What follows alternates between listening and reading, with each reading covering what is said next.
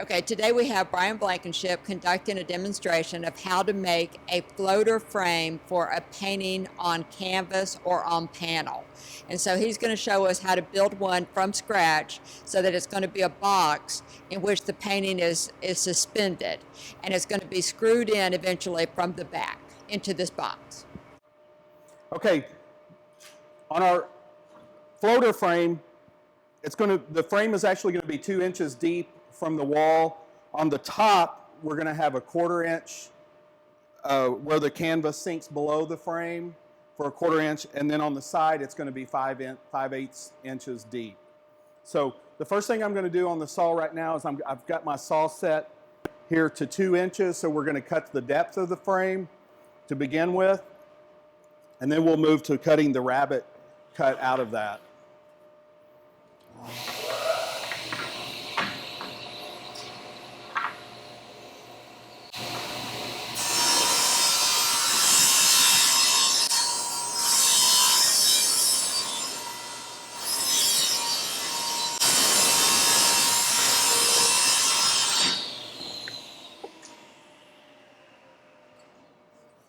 So what we have right now is a 2-inch wide board by 3/4 inch. So we're going to rip this down to 5/8. So I'm going to set the saw now at 5/8. Okay, now we have the fence set at 5/8. So now I'm going to put the 2-inch board here, since we're going to be ripping along the wood grain this way.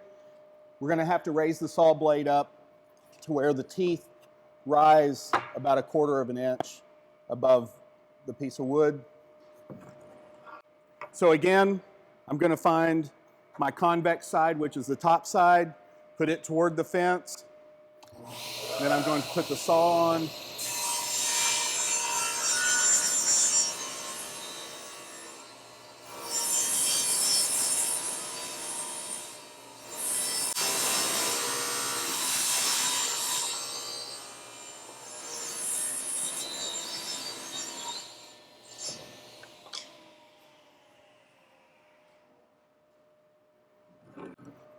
So now we have our board that is 5/8 inches thick by 2 inches wide. So the next thing we're going to do is I have to get another piece of wood over here, and then we cut the 1/4 inch backing piece. Right. So now with this 1x4, we're going to make this, what do you want to do it, Beth? Say 2.5 inches? Yeah. We're going to rip this board 2.5 inches because we're going to make the backing boards that the canvas actually screws to that holds it in place. So I'm going to set my saw at 2.5 inches.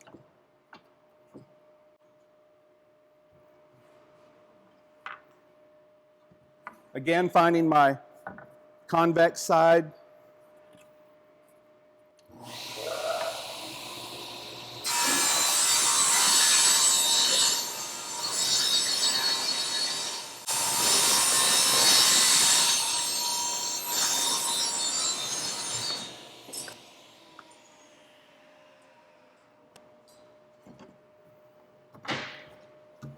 So now we have our board that's 2.5 inches wide. We're going to put it up on its edge like this, and then we're going to set the saw again at 1/4 inch. If you're building small frames like this, you can buy this at the store already pre-cut to 1/4 inch, up to I think 4 feet long. Beyond that, you have to cut it yourself. So if you're making a frame longer than 48 inches on any given side, you would need to. And that dimensional lumber comes in different types of wood at different sizes. And if you don't have access to a table saw and you are just making smaller pieces, that's a good way to go. Yeah. You won't have to do any of this cutting that we're doing right now.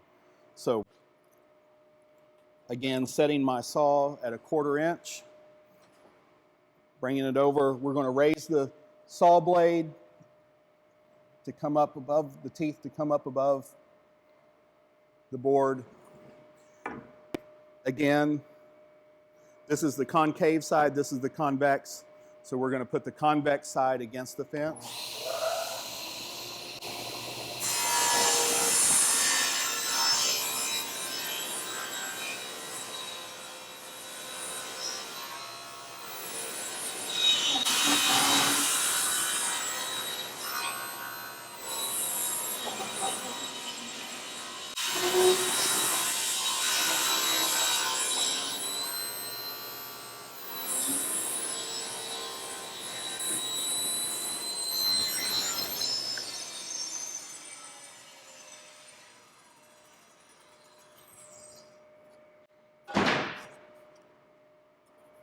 So now you can see we have a 2.5 inch board that's 1/4 inch thick for our bottom. So, and Bryan, this might be a good time to say a little bit about the safety of this saw. Do you want to explain how a stop saw works? yeah, this is a new technology in shop equipment. This table saw is called a saw stop. It has a brain in it, computer, that senses an electrical touch from your skin to the saw blade. So if you happen to touch that blade while it's running, the blade will stop in an instant in a metal brake, and simultaneously it'll drop all the way into the cabinet. So not only is it stopping instantly, it's dropping away from your finger. So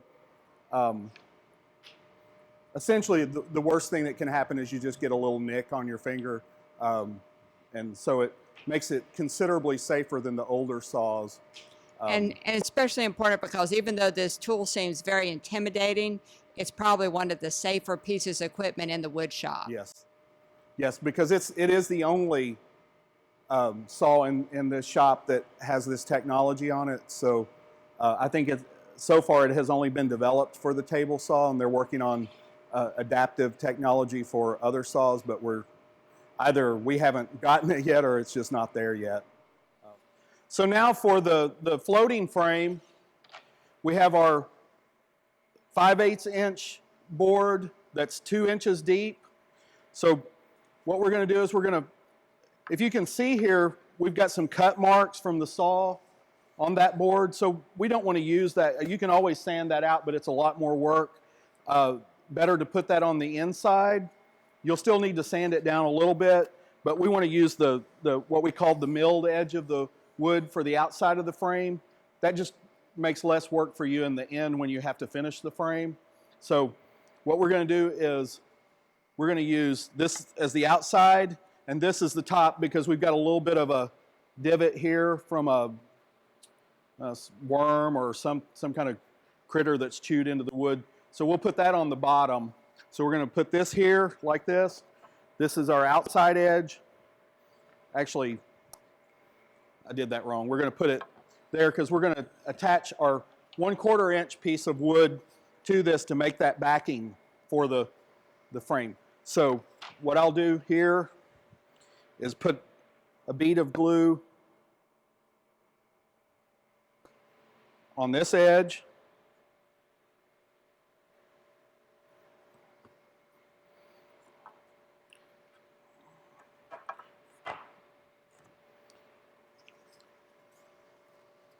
Then we're going to just lay this on top of here, and we'll start at one end. Again with the 1.5 inch brads.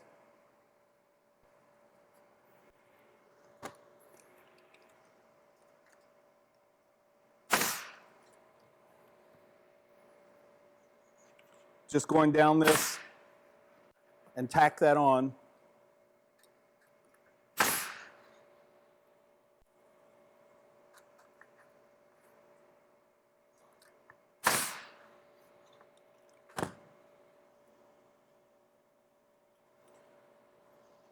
I'm being careful to make sure that both of these pieces stay flush.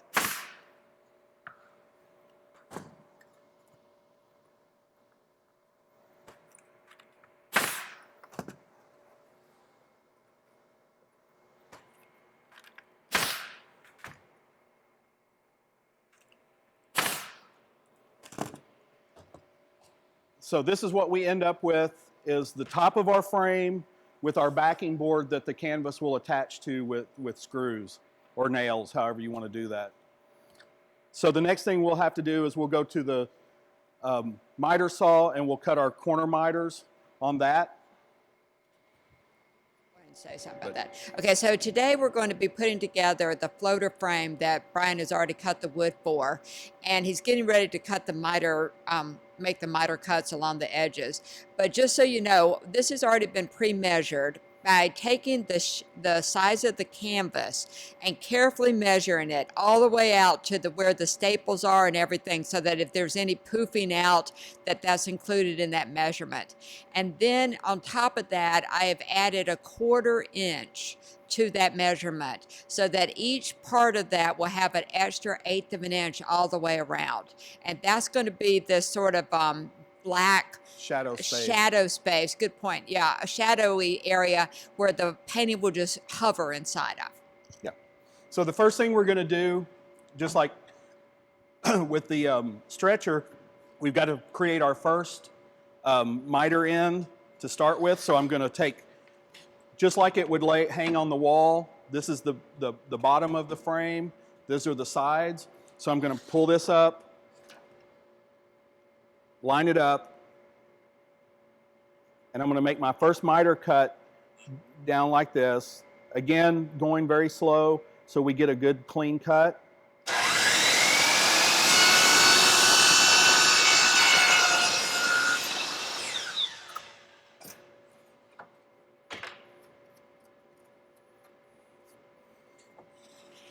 And so now, as opposed to the stretcher frame where we measured on the outside, this time we're going to make our measurement on the inside, which is going to require us to actually use the other side of the miter saw, because there's no way to measure on the inside from over on the back side of this. So to make that measurement, we're going to take the tape measure, and this first one is 12 3/4. So I'll set my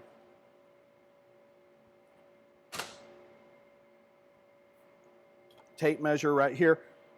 I'm going to actually do 13 3/4, just so I can have the exact mark down here at 1 inch.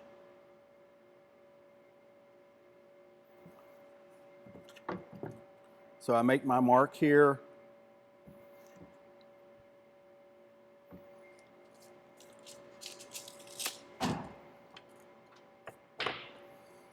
Again, taking my little piece of wood here, if I can get it turned around correctly.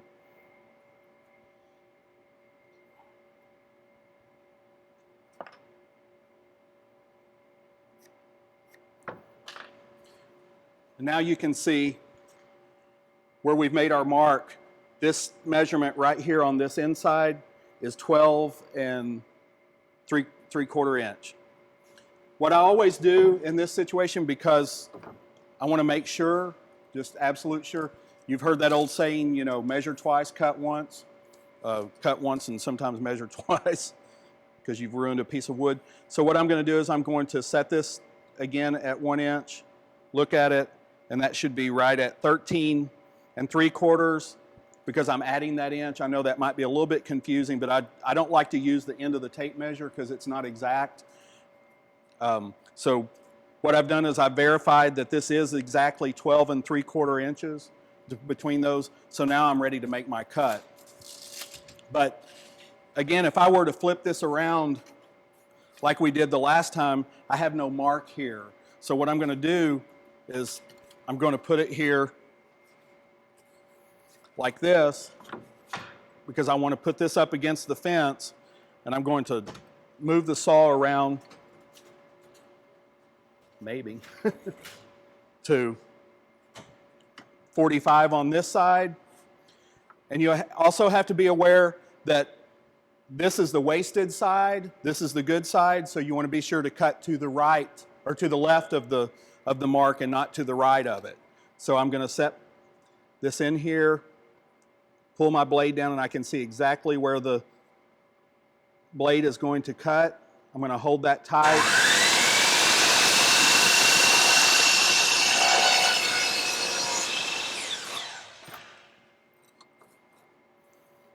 And so now I can take this, measure yet again,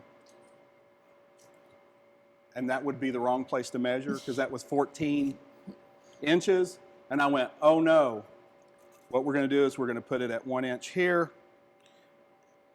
and you'll see that it's right at 13 3/4, which means that it's 12 3/4.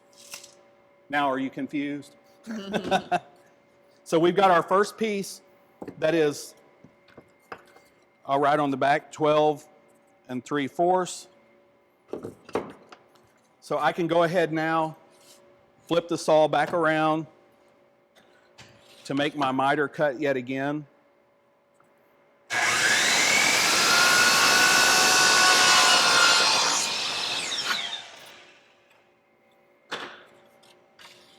And now, instead of having to move the saw back that time, what I can do now is I can use this one as a template, making sure that that's flush there and that it's flush here on the back side.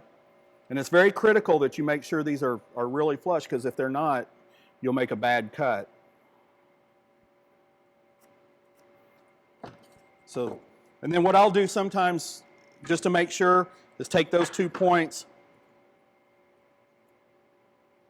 line it up, and you can see if I line this up right here, you can see that it's perfectly aligned with that one once you make the cut. So that way I don't have to move the saw around on this cut. Oh yeah, I do. I lied to you. I'm good at doing that. Anyway, so I will have to move the saw over and do that same cut again. Again, making sure that you cut to the left of the line, not to the right of it. Checking that.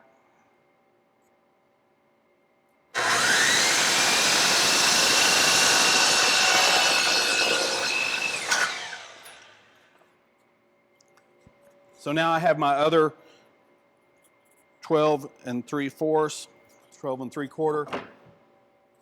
Those 2 pieces are ready to be assembled. Bring the saw back around to 45 here.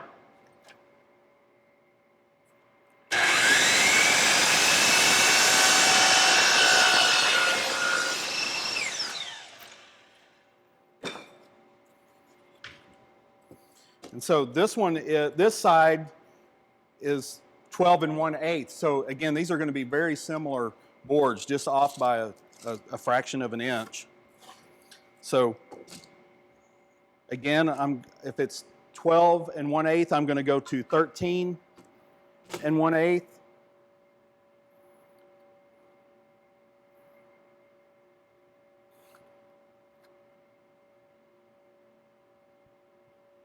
Go to the 1 inch mark. Make a mark there. When I use that to square that to make, because I made the mark down here too low.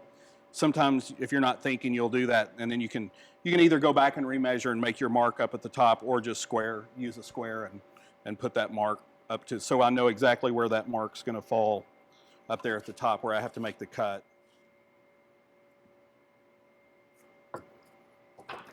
I've made my mark.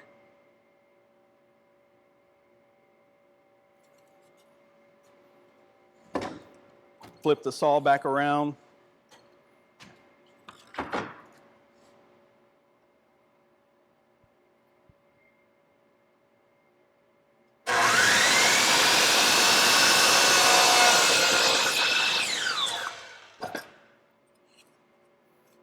I'll double check my measurement just to make sure. I'm going to set that at 1 inch, 13 1/8, which means it's 12 1/8. So I'll put that on the back.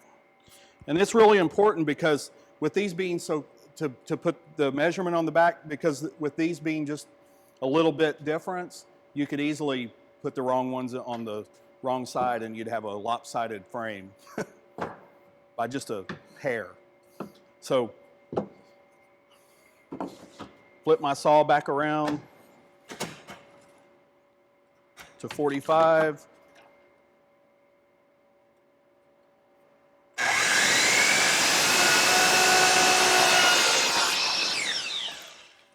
Doing it on the top.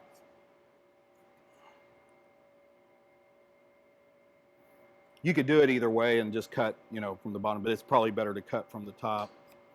I make my mark, flip the saw back around to 45.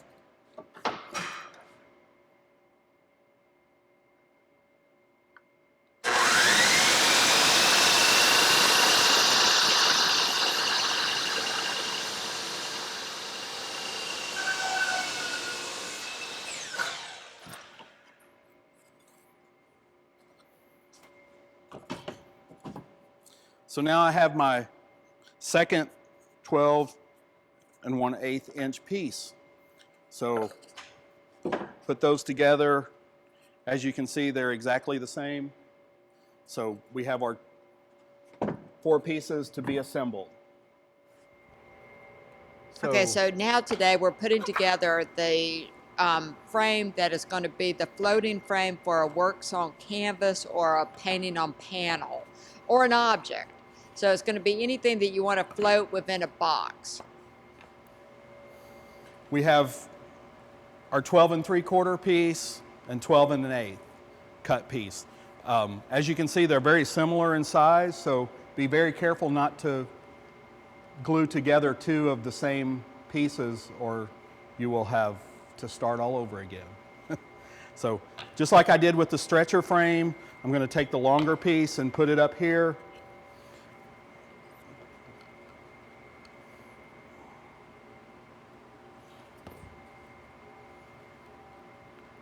Put glue on all of that surface.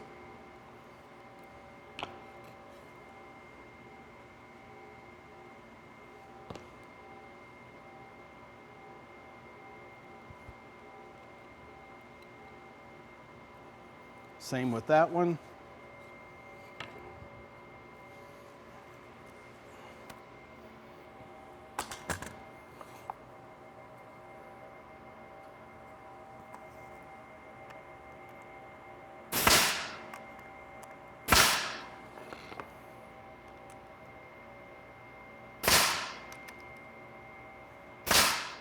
So Brian mentioned that you put 2 nails at the top and the bottom because separate. Just like I did on the stretcher frame, 2 nails top and bottom on each side so the nails crisscross and make that a little stronger joint. And you can also see we've got some glue bead here. Now it is very much more important with these that you clean all the glue off because these surfaces you are going to see because they are a frame that's not covered with canvas. And it's hard to get finishes to stick if there's any glue in the creases or the cracks of the wood. So do take a wet paper towel, not a sopping wet, just a damp paper towel, and work on getting rid of those.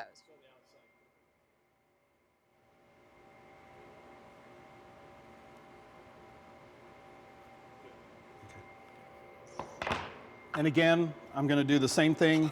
Find the 12 3/4 inch piece and the shorter piece over here. As you do this over and over, you'll kind of create your own little system of how you do this. So I've always in the back of my mind, I have that I always put the longer piece to the top. You can do it however you want, doesn't really matter. Just whatever works for you as a system.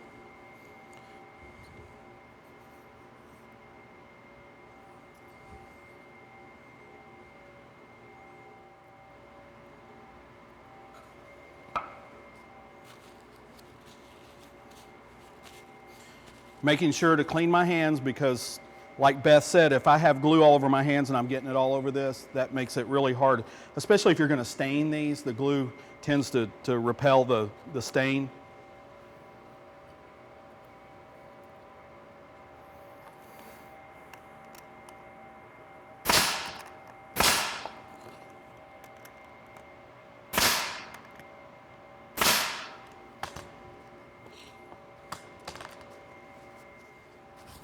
Okay, so now we have the 2 pieces that are exactly the same.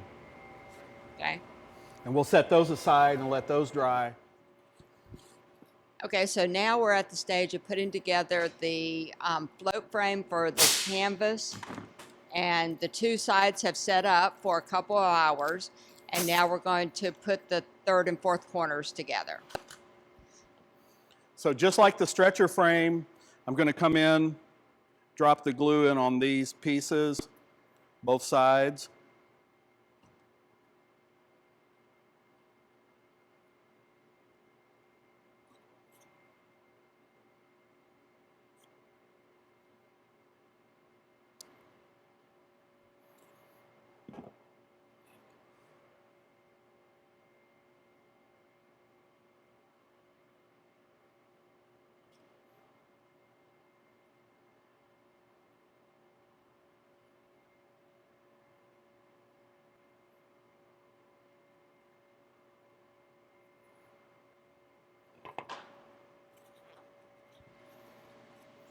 I've switched back to the 1.5 inch brad nails for the corners of this. So first thing I'll do is line these up.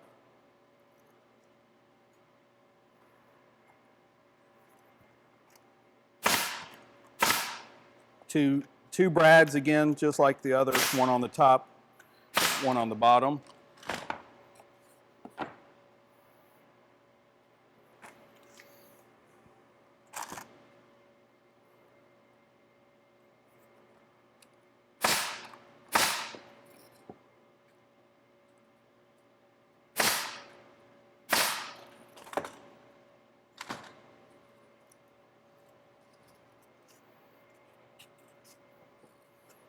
Making sure all the glue is wiped off.